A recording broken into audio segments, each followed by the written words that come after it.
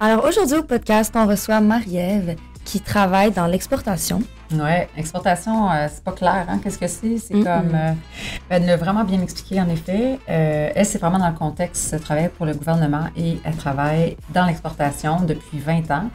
Alors, elle a vraiment une large expertise. Puis quand on pense gouvernement, on pense comme, wesh, gouvernement, politique, blah. Mais pas pantoute. Elle est hyper connectée à tous les marchés, les secteurs d'activité, de toutes les industries en fait.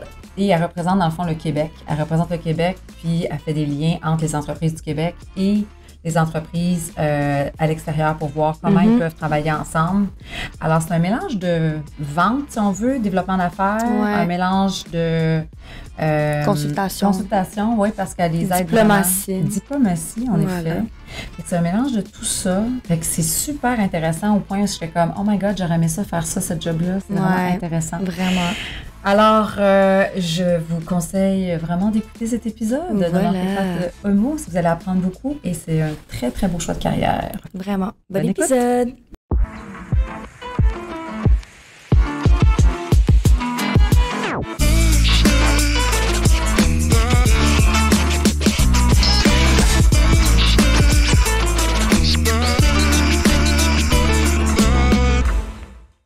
Bonjour Marie-Ève. Bonjour. On est très content que tu sois ici aujourd'hui, puis on est contente en fait de parler de ta sphère d'activité parce que c'est quelque chose que pas grand monde connaît, même moi je dirais très peu. Moi j'ai aucune idée. Aucune idée, j'aime ça. Parfait, ça me fait plaisir, je vais vous dire tous les secrets. Tu me dis qu'il y avait un mot à retenir dans ce que tu faisais, c'était exportation, mais je pense qu'il va falloir développer un peu plus que ça parce que c'est un grand mot qui pourrait dire plein de choses, puis ça pourrait être plein de choses que tu préfères avec l'exportation, mais si, dans tes propres mots, premièrement, qu'est-ce que tu fais? Parfait. Ben oui, effectivement. Donc, moi, je suis vice-présidente exportation chez Investissement Québec. Qu'est-ce que ça fait, exportation? Tu as raison. Le mot exportation, ça peut vouloir dire bien des choses, là, mais fondamentalement, j'ai la chance de diriger une équipe qui aide les entreprises québécoises à vendre leurs produits et leurs services à l'extérieur du Québec. Dans le fond, c'est simple. C'est ça le métier. Tu représentes tes compagnies. Dans le fond, ce qu'on fait, c'est qu'on aide les entreprises d'abord à développer leur stratégie. De vendre à l'extérieur du Québec, disons une entreprise qui fait un logiciel ou une entreprise dans le secteur des jeux vidéo, une entreprise des produits physiques, des pièces automobiles et tout ça. Dans le fond, au début, ils se disent, bon, ben, je voudrais exporter, mais je veux vendre à l'extérieur du Québec, je veux plus de clients. Comment je fais ça? Fait qu'on commence quand même au début de vraiment les aider à réfléchir comment le faire, où aller. C'est quoi la stratégie pour accéder à ces différents marchés-là? Et puis, jusqu'à la fin de la chaîne, à identifier des clients pour eux. Donc, on va jusqu'à identifier des clients. Dire, bon, ben toi, ton produit, on s'est entendu que le plan de match, ça devrait être ça. Et puis, ça veut dire, par exemple, secteur automobile. Je continue avec mon exemple, des pièces dans le secteur automobile. Ben, aujourd'hui, les grands manufacturiers automobiles sont aux États-Unis et au Mexique. Donc, on va aller jusqu'à dire, bon, ben, je vais te mettre en contact avec les manufacturiers automobiles au Mexique. Et on trouve le contact. Et on est comme des matchmakers. Ouais. Et on trouve le contact, on les met en contact. Donc, c'est comme l'entre-deux entre mettons, ton client puis leur potentiel international. Client, ouais. Mais est-ce que, admettons, ça va être comme du team building, genre par rapport comme, mettons, est-ce que tu vas faire du marketing pour eux? Est-ce que tu vas faire en tant que genre self-growth de la compagnie ou c'est vraiment juste trouver les contacts? C'est une bonne question. Dans le fond, on va le faire un peu, puis ça fait partie du côté, comme je disais, plus conseil, stratégie, parce que souvent les entreprises sont bien focusées sur leur affaire. Là. Ils produisent, si on continue notre exemple, là, ils produisent leurs pièces automobiles dans leur usine sur la rive sud de Montréal. Et puis là, ils ont leur plan de marketing, mais leur marketing est adapté plus, mettons, à l'Ontario. Tu sais, eux, d'habitude, là, ils prennent toutes leurs affaires, ils envoient ça en Ontario. Là, on se dit, bon, mais pour assurer la croissance, il faudrait aller vers les États-Unis, le Mexique. Mais c'est vrai que ça va changer la stratégie marketing, ça va changer la stratégie, peut-être même ressources humaines, parce que l'entreprise va dire, ben là, ça me prend des employés qui parlent espagnol si je veux vendre mes produits au Mexique. Donc, ce côté-là là, de conseil, développement, on le fait aussi. Mais c'est pas nous qui le met en œuvre. Mais on va dire à l'entreprise, écoute, tu vas aller, on s'entend, États-Unis, Mexique, donc il faut que tu t'assures que, par exemple, ton site web est maintenant en anglais, en espagnol, juste pour être sûr. Tu as peut-être besoin de quelqu'un qui est aux ventes ou au service après-vente, quelqu'un qui parle espagnol. Donc, mais après ça, on va pas embaucher les personnes pour eux. Là, on leur donne les conseils, on leur met ça entre les mains, ils doivent le faire eux-mêmes. Okay. Et comme donc on les conseille. Mais après ça, c'est à eux de faire ce qu'on leur propose ou pas. Des fois, ils disent aussi, j'ai entendu ta suggestion, mais moi, j'ai décidé de le faire comme ça, puis c'est parfait aussi. On va quand même continuer à travailler avec eux, là. OK, parfait. Puis l'exportation là-dedans? Donc, exportation, c'est une fois que disons, on a travaillé avec eux, la stratégie, on leur a donné des conseils de comment mettre ça en œuvre, on a fait le matchmaking. Ouais. Une fois que ça c'est fait, que le produit part, l'exportation, c'est que là, donc ma pièce automobile part de la Rive-Sud de Montréal et elle s'en va à Monterrey, au Mexique. Là, on a exporté. C'est comme ça qu'on mesure nos résultats. Chez Investissement Québec, dans le fond, moi, l'équipe, tout ça, on mesure combien de contrats comme ça qu'on a soutenus dans une année. Okay. Donc, à la fin, on va dire à l'entreprise, je t'ai aidé, tu te rappelles, on a fait tout ça ensemble. Est-ce que tu vends maintenant au Mexique? Ben oui, je vends au Mexique maintenant, super. Tu vends pour combien? Là, ils vont me donner le chiffre, puis c'est là-dessus qu'on dit, on a réussi pour ça. Exact, c'est ça. Mais comment, vu que ça peut être dans n'importe quel pays, right? On sort du Québec, ça peut être n'importe où. Fait que comment vous faites pour avoir les bons contacts, vous autres, de votre côté, pour savoir justement quel client serait intéressé à ce produit-là? Donc, vous avez des représentants dans les autres pays ou comment ça fonctionne? Oui, c'est ça. Donc, d'abord, c'est à l'extérieur des frontières du Québec. Ça, selon la définition exacte de l'exportation, ça doit être dans un autre pays. Ouais. Mais nous, on travaille Investissement Québec, ça travaille juste pour le Québec. Fait que nous, on compte aussi si on vend en Ontario, en Colombie-Britannique. On est à l'extérieur du Canada, du Québec, pardon. Reste du Canada, ça compte aussi, mais effectivement, après ça, partout sur la planète. Là. Donc, souvent, je dis dans mes présentations, c'est de Moncton à Singapour. Là, on est vraiment partout sur la planète. Et quand on fait 2-3 choses, dans le fond, on a plusieurs bases de données. Donc, on a vraiment beaucoup de bases de données où on peut faire des recherches. Les conseillers-conseillères peuvent faire des recherches pour dire, je suis avec mon client qui cherche tel type d'acheteur dans ce secteur-là. Qui les entreprises. Donc, on a toutes sortes pour sortir des études, des listes de contacts et tout ça. LinkedIn, réseau très précieux, hein, parce que LinkedIn, on a souvent tous l'abonnement de base, je veux dire, là, exact, mais il y a des abonnements qui coûtent plus cher, qui sont pour des gens qui font du développement des affaires, là, qui permettent de faire des recherches vraiment super ciblées sur des thématiques et tout ça. Et effectivement, comme tu dis, on a aussi des gens sur le terrain. Ouais. Donc, juste pour donner en proportion, là, l'équipe à Montréal, c'est à peu près 80 personnes.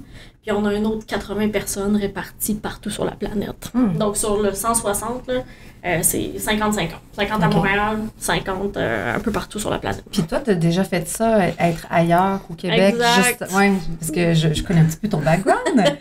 Mais donc, tu as joué les deux côtés. Tu as joué le rôle quand tu es ici, Québec, tu fais le conseil, puis les stratégies. Mais tu as été aussi représentante dans un autre pays pour vraiment aider les entreprises puis tes collègues, j'imagine, à Montréal, pour introduire dans les compagnies. Ils te shippent dans un autre pays. Ils te shippent. Oui. Comme ça. Exact. Mais moi, j'ai eu la chance d'aller 2 fois en Allemagne. Dans mon cas, c'était 2 affectations à Munich, dans mon cas. Mais effectivement, on a des gens qui sont envoyés, shippés, exportés. Exportés à différents endroits sur la planète. Mais donc, c'est ça. Moi, j'ai eu la chance de le faire. Je l'ai fait justement dans le rôle. On a des gens d'Investissement Québec. Donc, il y a des gens dans mon équipe que j'envoie à l'extérieur du Québec pour justement développer ces réseaux de contacts-là. Oui, il y a les bases de données, les études de marché, tout ça, mais fondamentalement, si tu veux un contact chez BMW, il faut que tu sois en Allemagne, puis il faut que tu rencontrer BMW, puis il faut que tu développes ton réseau de contacts. Fait que ces gens-là, c'est une personne d'Investissement Québec qui est sur place, qui travaille avec, si on continue cet exemple-là, des Allemands. Donc, les bureaux sont souvent composés, les équipes à l'étranger sont composées d'un Québécois, une Québécoise, entourés, accompagnés de personnes locaux, donc des Allemands qui, eux, connaissent les réflexes d'affaires, les façons de faire, tout ça. Donc, et ensemble, leur métier, c'est vraiment de trouver ce réseau de contacts-là là, pour aider les entreprises du Québec. Puis ça se fait... Admettons, je sais pas, ça fait combien de temps? J'essaie de calculer, là, mais ça fait combien de temps que t'es revenu ici? En fait, t'étais quand en Allemagne, on va dire ça? Dans le fond, je suis allée donc 2 fois. Une première fois pour vraiment le métier de directrice exportation, je vais dire, entre 2007 et 2011. Et puis, je suis retournée une deuxième fois pour un autre métier, qui est un métier connexe, qui est représentant du Québec à l'étranger. Donc, le terme exact, c'est délégué général du Québec à Munich. Pour la même compagnie? Non, c'est ça. Quand t'es délégué général du Québec, là, c'est comme l'équivalent d'ambassadeur. OK, ouais. T'es comme, là, j'étais comme ambassadrice, en guillemets, là, du Québec, seulement Québec, à l'étranger. Donc, ça, délégué général, ça, je suis allée de 2018 à 2020. Okay. 2020, ouais, 2 ans. Mais ça, c'est un autre métier parce que là, tu fais pas seulement de l'exportation. Là, tu représentes le Québec dans toutes ses fonctions. Okay. Donc, ça veut dire que j'avais des fois des rencontres avec BMW pour aller chercher des contacts au niveau. Mais le lendemain, je rencontrais des élus, des politiciens pour parler, par exemple, de politique publique et tout ça. La semaine d'après... Il faut que la connaissance générale ça, dans c'est le tout. Défi. Ça, c'est le défi.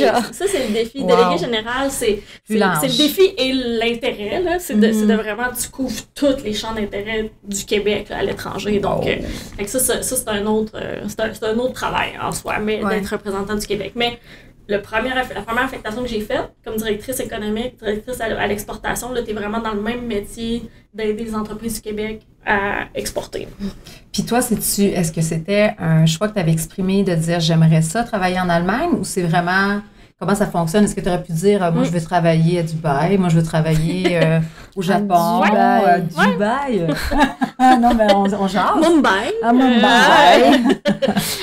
Ben oui, dans le fond, moi j'avais un peu une coïncidence, à vrai dire, je parle allemand. Donc c'est sûr que... Tu parlais allemand déjà? Oui, c'est ça, exact. Okay, depuis le secondaire, mais c'est vraiment une coïncidence. Il faut croire que mon intérêt de l'international a toujours été présent. Je crois pas les coïncidences. Je pense que ça faisait partie de ton... C'était prévu. Ouais. Donc, à mon école secondaire, j'ai fait un échange étudiant qui m'a amené en Allemagne. Fait, j'ai commencé à apprendre l'allemand comme ça. Mais aujourd'hui, dans l'équipe, là, si je reviens... donc, effectivement, on a comme 15 postes à l'étranger, 15 affectations. Où les gens peuvent déménager, puis effectivement, c'est des postes ouverts. Fait que les gens appliquent. Fait que les gens dans mon équipe disent moi, je suis intéressée le poste est libre maintenant à New York, ça m'intéresse, ils appliquent, font des entrevues. Ils sont là, quoi, un an? Ça non, fonctionne? Les affectations, c'est quand c'est une ville réputée difficile, genre Mumbai, Mexico, il y a des endroits quand même plus où la vie. Peut-être que ça ressemble moins difficile, chez nous. Là, ça ressemble moins chez nous. Ouais. À un moment donné, il y a une fatigue qui s'installe un peu aussi là, de vivre. Fait, donc, ça, c'est des affectations de 2 ans, plus une année optionnelle, 2 à 3 ans. Puis quand c'est une affectation dans une ville réputée facile, New York, San Francisco, Munich, Paris, donc ça, c'est 3 ans plus une année. Donc 4 ans. Un petit peu plus long. Ouais, c'est long. Je pensais pas que c'était autant. Oui, parce que même celui que tu considères court, moi, je pensais que tu allais me dire 2 mois. Non, parce que, dans le fond, tout l'intérêt... Faut que tu bouges ta vie au complet. C'est ça l'idée. Il n'y a pas de in and out, là. C'est que t'es basé là. Tu déménages. Oui, c'est ça. Tu déménages. Mais parce que tout l'intérêt, je dirais la première année, à vrai dire, quand tu es à l'étranger, tu fais quasiment juste développer ton réseau de contacts. Ouais. Tu sais, quand tu arrives à Munich ou tu arrives à Paris, même si on parle français, ben il faut que tu apprennes à connaître les gens. C'est super déstabilisant, là, arriver dans une ville de même. OK, peut-être que tu as bougé avec toute ta vie, justement, avec ta famille, pis ci, pis ça. Mais veux pas, t'arrives là, puis genre, t'es tout seul comme un rat, là. Oui et non, parce que tu sais, t'arrives, puis tu t'installes, puis il y a un bureau du Québec. Dans le fond, c'est ça, quand t'arrives, il y a toutes les villes que j'ai nommées, on envoie toujours des gens où il y a des bureaux du Québec. Donc, l'équivalent aussi consulat-ambassade, je veux dire. Ouais. Donc, quand t'arrives, justement, t'es pas toute seule à Londres. Tu t'arrives, puis t'as une équipe, t'as des collègues déjà, tu t'insères dans une équipe, puis là, toi, tu fais ta partie du travail, là, tu t'insères là-dedans, mais t'es pas toute seule, à vrai dire. OK, parfait. Donc, est-ce que tu le referais, vivre comme ça à l'extérieur, à long certainement, terme? Un jour, long terme, c'est plus du moyen terme, là? Oui, tout à fait. Ouais. C'est des super belles expériences. Ouais. Après ça, là, ce que je fais, c'est vraiment ce que je voulais faire. Fait que là, je suis pas prête à partir. Okay. Mais il ne faut jamais dire jamais. Disons jamais dans cette catégorie-là. Il ne faut jamais dire jamais. Oui, mais tu sais, je pense à nos followers qui nous écoutent. Tu sais, quelqu'un, justement, qui aimerait une carrière qui peut l'amener, justement, à travailler ailleurs, à vivre ailleurs dans d'autres pays. C'est sûr qu'aujourd'hui, dans le monde, où est-ce qu'on travaille presque tout remote encore, on a, tu sais, le monde hybride, il y a plusieurs il y a plus de possibilités de vivre ailleurs, peu importe maintenant, parce que beaucoup d'entreprises, ça leur dérange pas si tu travailles pas dans les bureaux. Tout à fait. Mais ça reste que ça, c'est vraiment, tu sais, dans un cadre très organisé, c'est pas comme tu pars de toi-même, là, tu sais, exact. Quelqu'un s'occupe quand même de toi, l'organisation s'occupe de toi pour que t'aider à déménager, puis exactement. tout faire ça. Exactement. Plus contrairement, c'est vrai, aujourd'hui, c'est quelqu'un qui veut travailler du Costa Rica ou tout ça, ça demeure possible dans plusieurs métiers, pas tous les métiers, mais dans certains métiers, mais la différence, je dirais, c'est que là, tu te déménages, mais tu dois t'intégrer dans une certaine mesure, tu sais, parce que l'objectif, c'est justement de connaître des gens, de connaître les façons de faire, pour après ça revenir à mon conseil en entreprise, de dire non, tu peux pas faire ça comme ça ici, là. Tu peux pas envoyer ici, tu peux pas faire ça, ton dépliant utilise ce mot-là, c'est comme ouf, ici ça se dit pas. Donc tout l'intérêt de, contrairement à non, si tu travailles à distance, tu vas t'intégrer localement, mais à ton degré, là, tu vas aller à l'épicerie, tu vas connaître tes voisins un peu et tout ça, mais là, l'objectif, c'est vraiment de t'intégrer, donc de connaître le pays dans lequel tu es, les façons de faire, les gens, comment ça marche les élections, donc, tu sais, parce que t'es là pour être un expert un peu, donc c'est ça le métier, il faut que tu connaisses. C'est vraiment un hybride, là, quand je t'écoute, là, c'est un hybride entre le représentant de vente qui doit faire du networking, qui doit connaître les gens, puis à vraiment connecter, puis la consultation. Parce que tu fais du grand conseil à dire, j'ai une expertise, maintenant je comprends un marché, puis vraiment, là, je l'applique, puis je te donne les conseils, maintenant ce que je sais, je vais comprendre ce que toi tu fais, puis comment ça peut marcher là-bas, puis vraiment donner les bons conseils. Tout à fait, puis j'ajouterais diplomatie. Oui. C'est les trois. Mais effectivement, c'est comme représentant des ventes, développer, effectivement, conseil. Puis j'ajouterais le bout diplomatie parce que, tu sais, au final, t'es là, tu sais, l'objectif final, t'es là pour vendre des produits et services du Québec.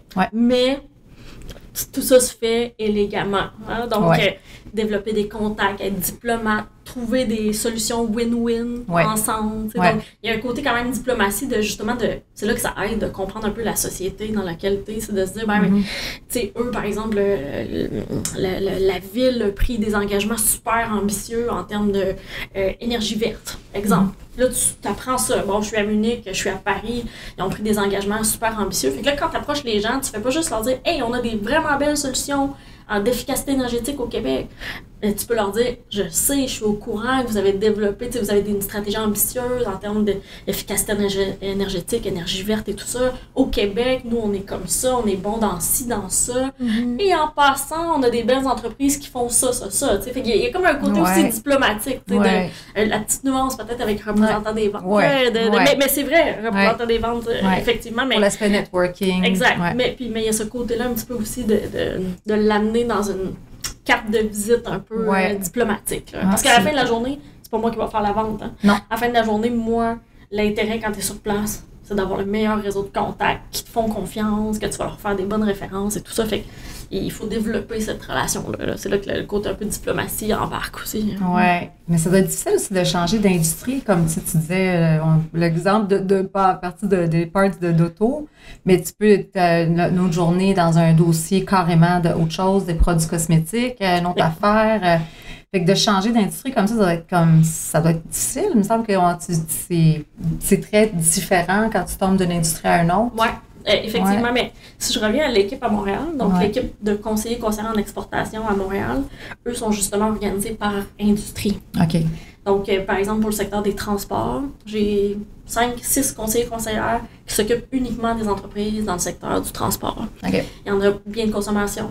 Même chose, c'est des équipes de 4, 5, 6 personnes, donc qui, eux, ensemble, conseillent, approchent, développent leur réseau aussi avec les entreprises québécoises dans ce secteur-là. Parce qu'effectivement, c'est là, dans la portion conseil, de comprendre comment fonctionne l'industrie. Parce que l'industrie aéronautique, avec l'industrie des cosmétiques, on est dans deux mondes. On est dans deux mondes, complètement. Donc, c'est l'intérêt de l'organisation du travail est fait en sorte que les conseillers et conseillères se focus sur un secteur.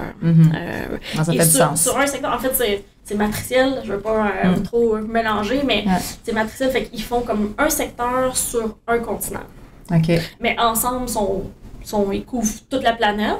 Donc, ils ont quand même une façon de se focusser un peu sur ce nombre d'affaires. Parce qu'effectivement, si tu veux faire des bons conseils, il faut que tu t'apprennes à connaître. Oui, vraiment.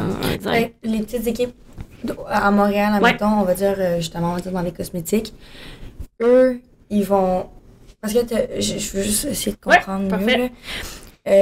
Admettons, ils vont développer justement comme, admettons, des comptes, ben, je sais pas comment dire ça. Ouais. Des contacts, whatever. Puis eux, après ça, vont te conseiller, toi, qui, admettons, en Allemagne. Oui, en fait, c'est exactement, c'est ça. Okay. Donc, l'équipe à Montréal, donc, s'occupe des entreprises du secteur cosmétique, biens de consommation. On va connaître c'est qui les entreprises au Québec dans ce secteur-là. Ouais. Nous, on finit par quand même bien connaître les entreprises. Là. On sait déjà qu'ils exportent, par exemple, des choses aux États-Unis et que leur prochaine étape, c'est d'aller vers l'Europe. Nous, leur métier à eux, c'est vraiment de connaître l'industrie, connaître les entreprises, les conseiller, valider et tout ça, faire des premières recherches sur les bases de données et tout. Et exactement comme tu l'as dit, une fois qu'on a vraiment le plan de match, là, OK, c'est parti, là, on se lance en France pour ton produit, ta stratégie marketing est bien adaptée, on est prêt, là. Et là, c'est vrai que la personne qui est basée à Paris, là, elle rentre dans le dossier bien activement parce que c'est elle qui a probablement les contacts chez L'Oréal ou chez... si on vend dans les supermarchés, il y a les contacts des supermarchés, ou en fonction du... C'est le côté stratégie, il faut décider, bon, mais on rend tout, le cosmétique en France, là, c'est très compétitif, là.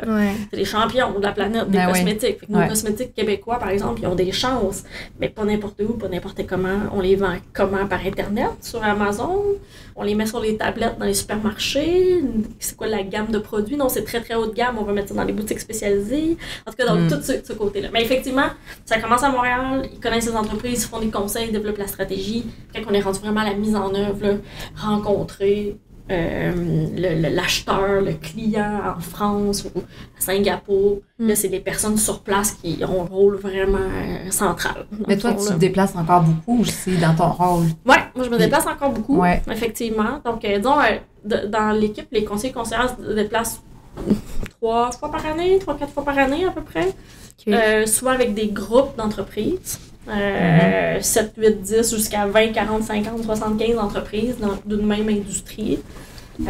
Et puis moi, je me déplace un bon 8, 9, 10 fois par année peut-être. Wow, peut-être 8 fois. C'est pas Chapigamo, là, tu sais.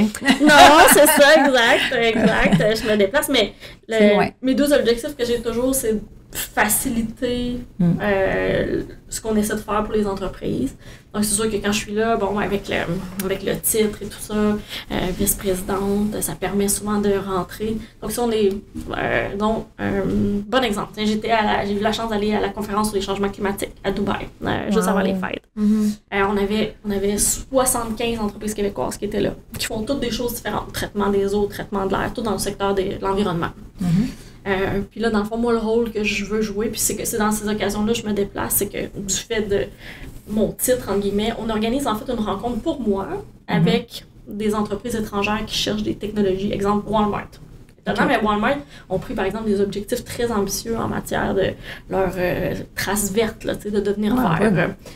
Fait que là, on prend un rendez-vous pour moi, mais moi, j'ai rien à vendre. Hein. Oui. Donc, moi, j'ai rien à vendre. Donc, je rencontre, par exemple, la personne, la chef environnement pour Walmart.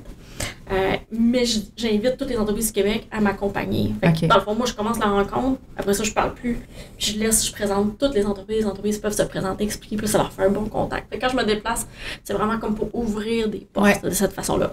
Plus des bouts, représentation, donc différentes entrevues, conférences, un bout, là, je parle du Québec en général, de l'industrie dans laquelle on est, pour attirer l'attention un peu sur on est là. Qu'est-ce qu'on fait, qu'est-ce qu'on a à offrir. Exactement. Là, je suis sûre qu'on a soulevé l'intérêt de plusieurs. Alors, il faut comprendre comment tu t'es rendu là. C'est quoi ton parcours? En quoi tu as étudié? OK, oui, c'est ça. C'est un métier passionnant, effectivement, que je fais depuis plus de 20 ans. Donc, mais moi, j'ai étudié au HEC, en commerce international. On a tellement reçu du monde du HEC, c'est fou. Sans savoir, mais c'est là qu'on réalise. Il y a une trame, je sais pas. Donc, j'ai fait HEC en commerce international. En commerce international. Commerce international et gestion des opérations de la production. J'ai fait une double spécialisation.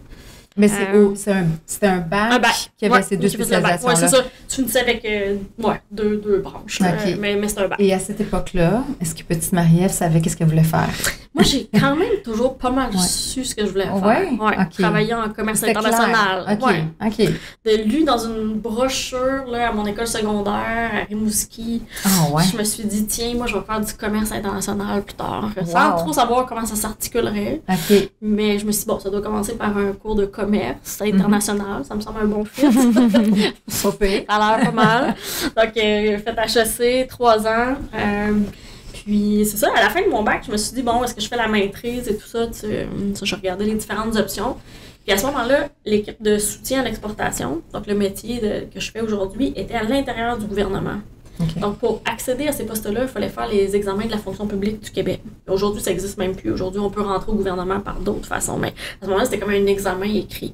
J'ai fait, à la fin de mon bac, j'ai fait mon examen pour essayer d'entrer dans un poste au gouvernement. Juste curiosité, c'était quoi ces examens-là? Un examen un peu de connaissances générales combiné à logique, réflexion. Psychométrique. Psychométrique, exactement. C'est ça. Puis, mais il y a plus ça aujourd'hui? Non, aujourd'hui, il n'y a plus ça. Aujourd'hui, je pense qu'il y en a encore dans certaines situations, mais disons, c'est plus obligatoire. Mais à l'époque, c'était ça. Il y a 20 ans, il fallait absolument que tu fasses ça. Sinon, tu ne pouvais pas entrer au gouvernement. Donc, j'ai fait le test. J'ai réussi. Puis, on m'a appelé déjà à l'été. Donc, j'avais fini au printemps, là, à l'université. On m'a appelé à l'été pour un remplacement de 3 mois en exportation. Fait que là, je me suis dit, bon, ben ça y est, la vie a décidé pour moi. Je ne vais pas à la maîtrise. Je rentre pour 3 mois seulement. Je me suis dit, c'est ça que je veux faire. L'expérience. J'ai regardé ma brochure au secondaire, c'était ça que je voulais faire. Puis là, on m'a appelé. Puis tu sais, je l'ai fait et je suis jamais sortie. Ça fait 23 ans plus tard. Parce que tu sais, il y a 20 ans, c'était pas le marché du travail d'aujourd'hui en plus. Là. Tu sais, aujourd'hui, quand tu sors d'université, tu manques généralement pas de travail. Tout à fait. Il y a 20 ans, nous, on finissait nos bacs, puis c'était pas évident nécessairement qu'on allait se trouver une job comme ça, là. Du moins la job qu'on voulait. Là. Exact. C'était plus... il y avait moins de travail, il y avait moins de... En fait, il y avait plus de compétition aussi, je sais pas trop. Là, plus rentrer au gouvernement, cette affaire d'examen-là aussi, ça avait comme un côté... Même si tu veux, ça veut pas dire que tu peux. Là, il y avait comme une étape additionnelle. Donc, quand j'ai réussi l'examen, on m'a offert un poids, je me suis dit, ben, c'est ma chance, je rentre. Là. Mais après ça, c'est un métier vraiment, ça fait longtemps que je fais ça, mais après ça, justement, on disait, tu rencontres plein de clients, tu travailles sur plein de pays différents, ça, on se fatigue pas, là. Donc, et donc, j'ai continué comme ça. Finalement, de ce 3 mois-là, c'est transformé je suis devenue permanente au gouvernement. Puis j'ai fait quelques années. Après ça, j'ai eu ma première affectation. Comme on racontait, je suis partie une première fois en Allemagne, première affectation pour 4 ans. Après ça, je suis revenue. J'ai fait différents postes connexes. Je n'ai pas toujours été juste pure exportation. J'ai bâti mon expérience avec des postes autour, je vais dire, différents postes. Puis après ça, être délégué général du Québec, ça c'est une nomination du Conseil des ministres. Donc ça, c'est quand même un autre aspect. Là. Donc ça, c'est les élus, c'est les ministres québécois qui décident, c'est leur choix de décider qui envoie pour représenter le Québec. Comment ils font ça? C'est quoi le processus de sélection? Ils reçoivent des suggestions. Oui, c'est ça, des dossiers, des suggestions. Et puis des recommandations. Puis après ça, c'est une décision du Conseil des ministres. Donc, l'ensemble des ministres, comme toutes sortes d'autres décisions qu'ils prennent, décident, bon, est-ce qu'on envoie Marie-Ève Jean comme déléguée générale du Québec? Elle a un beau nom. Oui, tu reçois un beau diplôme. Tu es fièrement représentante du Québec à l'étranger. Puis au début, tu sais, qu'est-ce que tu faisais? J'imagine, vu que tu sors d'université, tu n'as pas d'expérience d'industrie, tu n'as pas d'expérience de pays, tu n'as pas d'expérience non plus de travailler, comment tu travailles ton network, comment tu développes des relations d'affaires. C'était quoi ton day-to-day quand tu commences? C'est une bonne question. Ouais. Parce que dans le fond, ça me permet de jaser d'une autre affaire qu'on n'a pas dit. Dans le fond, le travail encore aujourd'hui, le travail des conseillers-conseillères dans l'équipe, c'est, comme on a dit, conseiller et tout ça. Mais il y a tout un autre aspect qu'on n'a pas parlé, c'est l'organisation de différents événements de maillage. Parce que c'est vrai qu'on maillage? Oui, parce qu'on travaille avec les entreprises en individuel. Comment ça, j'entends ça? Ouais, de maillage. Maillage, je vous explique. On travaille avec les entreprises québécoises. Mariage, on est rendu dans l'événementiel. Mais c'est un peu de l'événementiel, exact. Parce que, dans le fond, on travaille avec les entreprises sur la base 1 à 1, là, sur leur stratégie. Mais on a quand même, au cours d'une année, là, à peu près 75 événements de groupe. Qu'on organise. Fait que quand on commence, souvent, on fait beaucoup on supporte, donc c'est de la gestion de projet, gestion événementielle, un mélange entre les deux. où le mot commun, c'est des missions commerciales. Donc, on organise des missions commerciales. Mais donc, ça, qu'est-ce que ça veut dire? C'est on amène un groupe d'entreprises à un endroit, soit dans le cadre des grands salons, des grandes foires internationales. Je pars la semaine prochaine, je m'en vais à Las Vegas pour le Consumer Electronics Show. C'est le plus grand salon de la planète pour toutes les technologies électroniques, tous les objets connectés, tout ça, c'est le plus grand salon de la planète. C'est à Las Vegas. Donc la semaine prochaine, il y a 50 entreprises du Québec qui vont être là. Donc, quand on les amène comme ça, dans un endroit, ben, on organise pour eux, mais pas organisé dans le sens de avion-hôtel. Ça, ils le font par eux-mêmes. On n'est pas agent de voyage. Ça, ils le font.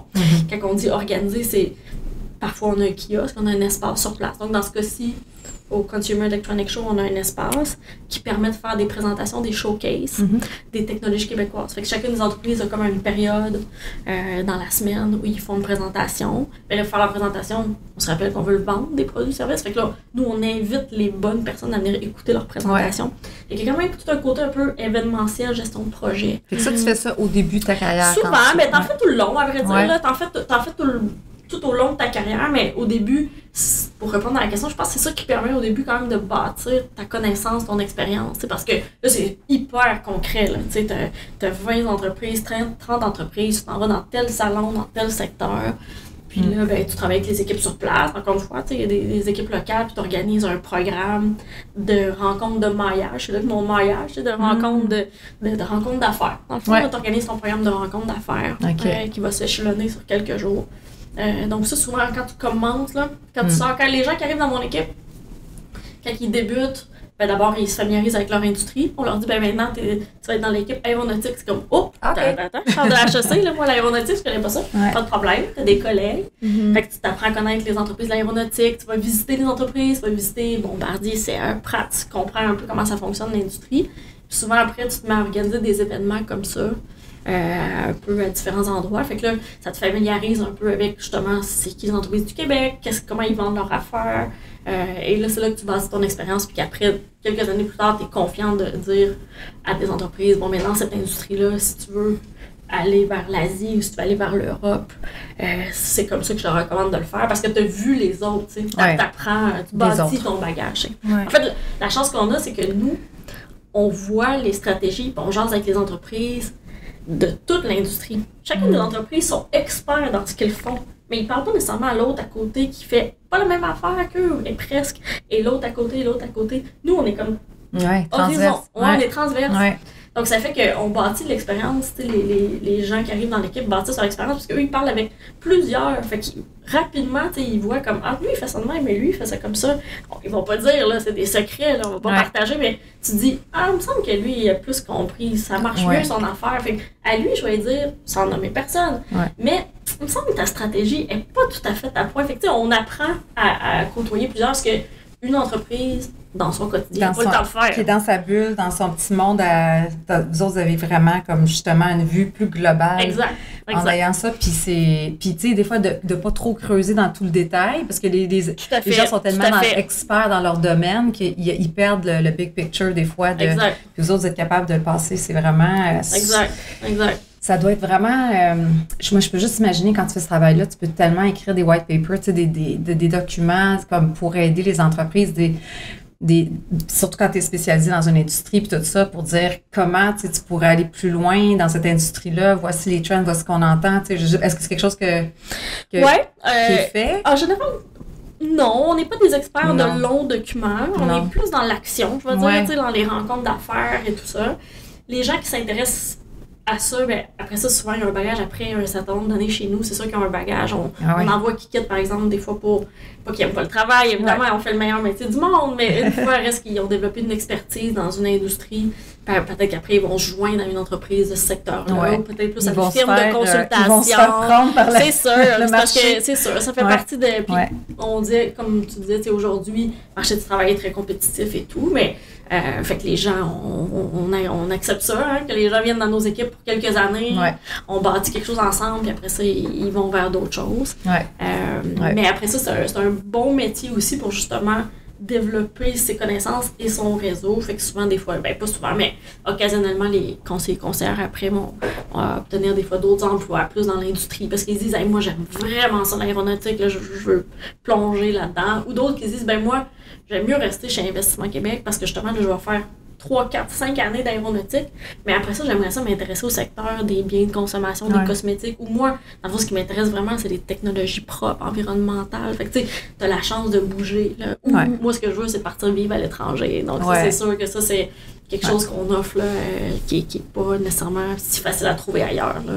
Puis pour les gens qui nous écoutent, est-ce qu'il y a soit des qualités ou comme des compétences qui seraient importantes à acquérir si on voudrait genre se lancer là-dedans et tout? Puis à l'effet inverse aussi, des affaires que comme des défauts que ça marcherait je veux pas voir. C'est ça. Je pense que dans les qualités, c'est sûr que ça prend des gens quand même assez organisés parce que le fait que tu parles avec plusieurs clients, tu organises peut-être en parallèle 1 ou 2 activités, missions. Donc, c'est quand même ton quotidien est rempli de plusieurs affaires pareilles, mais assez différentes aussi. Fait qu'en général, on cherche des gens qui sont quand même assez organisés. On cherche des gens aussi qui ont ce côté-là, justement, de développement des affaires. Donc, tu sais, pas être gêné, aller rencontrer les gens, parler, discuter, que ce soit au Québec ou à l'étranger. Fait que, tu sais, ce côté-là, relation publique, développement des affaires et tout ça. Fait que ça, c'est des bonnes compétences. Puis après ça, en général, on est bien intéressé aussi, je disais, les conseillers, conseillères, des fois, partent travailler en entreprise, mais on a aussi l'inverse. Des gens qui ont travaillé pendant plusieurs années, qui ont travaillé dans une entreprise, d'un secteur, puis qui veulent venir chez nous, utiliser ce bagage-là pour conseiller plus large. Tu sais, fait que des fois, on accueille aussi, on est super content d'accueillir des conseillers conseillères qui ont travaillé 3, 4, 5 ans dans une industrie, parce que là, ils ramènent ce bagage-là, puis ils le partagent avec plus d'entreprises. Fait que ça, c'est dans les bonnes qualités. C'est ça, organiser, parler d'autres langues, c'est sûr, hein, on est à l'international, il faut parler anglais la plupart du temps, minimum. Après ça, on a des gens qui parlent, on a à peu près une 30aine de langues dans l'équipe, donc il y a des gens qui parlent différentes langues. Développement des affaires et tout ça. Qu'est-ce qu'on veut pas? Bonne question. Je pense que fondamentalement, comment je dirais, tout ça, malgré tout, ça demande comme une qualité un peu de vouloir développer le Québec. Tu sais, il faut, on vend le Québec, malgré tout, on vend des produits-services, mais il faut comme avoir un certain amour de faire la promotion de qui on est, s'intéresser, savoir au Québec, c'est quoi nos 2, 3 grandes industries et tout. Il faut comme avoir un petit bagage d'intérêt et de passion de vendre le Québec parce que c'est ça qu'on représente. Moi, comme je sais, quand je voyage et tout ça, je représente le Québec même dans mes fonctions aujourd'hui. Fait il faut connaître un peu le Québec. Donc, quelqu'un qui ne s'intéresserait pas du tout au Québec puis qui est comme, moi, je vis ici, mais parce que c'est une coïncidence, j'aimerais bien mieux, dans le fond, être d'origine belge. Il faut quand même avoir un certain amour du Québec. Quelqu'un qui n'aurait pas cette petite dose d'amour du Québec, là, je pense qu'il trouverait le métier plus difficile. Oui, clairement. Est-ce que le même genre de rôle existe pour le Canada aussi? Oui, tout à fait. Hein, tout à fait. Eux sont toujours à l'intérieur du gouvernement. Donc, ils sont, c'est Affaires mondiales Canada. OK. Donc, leur nom, c'est les Trade Commissioners. Donc, ils font ça aussi. Donc, eux servent une clientèle évidemment très large parce qu'ils ont toutes les entreprises canadiennes. Ouais. Donc, généralement, on fait un métier similaire, on se connaît bien, on se côtoie, on travaille ensemble. Nous, puisqu'on a la chance de se concentrer sur les entreprises du Québec. Ils viennent vous voir des fois, j'imagine, pour dire... Tout à fait, on travaille ensemble. Dans le fond, à la fin de la journée, tant eux que nous, on veut aider nos entreprises à avoir du succès. Fait qu'on n'est pas vraiment en compétition. Là, donc, c'est ça. À la limite, vraiment vous aider, je pense. Oui, tout à fait. On travaille, en fait, souvent, quand on est en entreprise, c'est comme, est-ce qu'ils t'ont contacté? Moi aussi. Ils veulent rentrer auprès de BMW, ils veulent rentrer chez L'Oréal. Toi, as-tu un contact? Hey, moi, je suis un peu mal pris, je n'ai pas, mais je vais le travailler. Hey, attends, moi, j'en ai un. En général, c'est très collaboratif. Là. On travaille ensemble. On se côtoie tant à Montréal qu'à l'étranger. Hey, c'est vraiment clair, hein? Vraiment. Maintenant, c'est vraiment clair. Il y a le sujet de l'argent que les followers aiment bien savoir. Ah oui? OK. Par rapport, aujourd'hui, quand tu engages des juniors, tu engages des gens qui sortent de l'université, ça ressemble à quoi les salaires de ce type de travail-là? Puis ça peut être un range naturellement, là, pour précisément. C'est aux alentours de... À peu près, parce que c'est sûr que là, on est dans une société d'État. Ça vient aussi avec des avantages comme, par exemple, assurance, fonds de pension et tout ça. Mais donc, quelqu'un qui rentre, ça dépend du bagage. C'est sûr que s'il vient du privé puis a une expérience. Mais je dirais, aux alentours peut-être de, entre 70 et 100. peut-être. Là, pour un junior? Ben 100, c'est peut-être quelqu'un qui arrive avec plus de bagages. Là. Oui, c'est ça. Quelqu'un qui travaille c'est ça. Oui, exact, c'est ça, exact. Là. Donc, mais un junior qui commence à quelqu'un qui sort de l'université, on est probablement plus aux alentours des 70, là, plus ou moins, là, quelque part comme ça. Donc, c'est quand même intéressant. Oui, tout à fait. C'est des bons métiers. C'est des métiers souvent sur le long terme. C'est ça, on a des avantages quand même intéressants. Donc, je sais pas si t'as d'autres questions, mais moi, j'aimerais juste qu'on finisse avec une anecdote. Ah oui, c'est une bonne idée. Ouais, genre pas nécessairement ton plus beau souvenir, mais c'est quoi qui te vient en tête quand... Une anecdote, en fait, ça peut être drôle aussi. Une anecdote, je pense que ça serait en Chine, dans les premières fois que je suis allée en Chine. Donc, moi, je mange de tout dans la vie, mais pas toujours de tout. Donc, j'ai quand même... Je m'améliore, je le dirais comme ça. Mais il y a quelques années, disons... T'es ouverte. Mais je le suis plus qu'avant. Oui, c'est ça. Donc, je pense que work in progress. Oui, exactement. Donc, mon anecdote serait probablement en Chine, et puis la politesse voulait que, puisque j'étais une invitée nord-américaine et tout ça, donc c'est mon voisin de table qui choisissait pour moi, il y avait des plats mis au centre, là, à la chinoise, là, des plateaux tournants. Là. Donc c'est mon invité qui voulait m'aider à choisir quelque chose qu'il trouvait bon. Mais trouvait bon selon ses goûts à lui, hein? Pas les miens. Et donc, il y avait à la fois un mélange, il choisissait des trucs que je me disais, aïe aïe, faut que je mange ça. Parce qu'il l'avait choisi spécifiquement pour moi. Et il le choisissait avec ses baguettes lui-même, qu'il mettait dans mon assiette. Donc je dirais, au début, l'alimentation dans certains pays, en Inde aussi. J'imagine les autres, ils voulaient comme ce soit des delicacies. C'était vraiment, c'est culturellement, c'est pour accueillir, tu sais, vraiment être gentil puis accueillir la personne qui vient pas du pays. Donc, effectivement, regarde les plats puis se dit comme, oups, par où je commence, tu sais. Donc, c'est rempli, mais ça amène son défi parce que là, une fois que ça a été servi, choisi pour toi, c'est dans ton assiette, tu te dois d'y goûter. Et c'est peut-être pas ça que tu aurais choisi sur le plateau, donc ça amène ses défis. Donc, je dirais, mon anecdote défi, c'est peut-être plus d'un point de vue alimentaire, parfois, ça peut être difficile. Au niveau juste de la culture, tu sais, mettons, je pense à quand on est allé en Thaïlande, puis à un moment donné, il y avait juste un petit panier à terre, puis moi, j'y pense pas. Puis là, moi, je mets mon pied sur le panier, puis là, je m'enlève. Puis là, la madame arrive avec sa guenille, puis là, elle commence à la fouetter. Là, je suis là, what the hell, qu'est-ce qui se passe? Puis tu sais, là, je savais pas qu'en Thaïlande, les pieds, c'est vraiment comme dégueu. Un manque de respect. C'est comme si tu touches pas la tête des gens. C'est ça. Il y a comme plein de choses. C'est vraiment important de...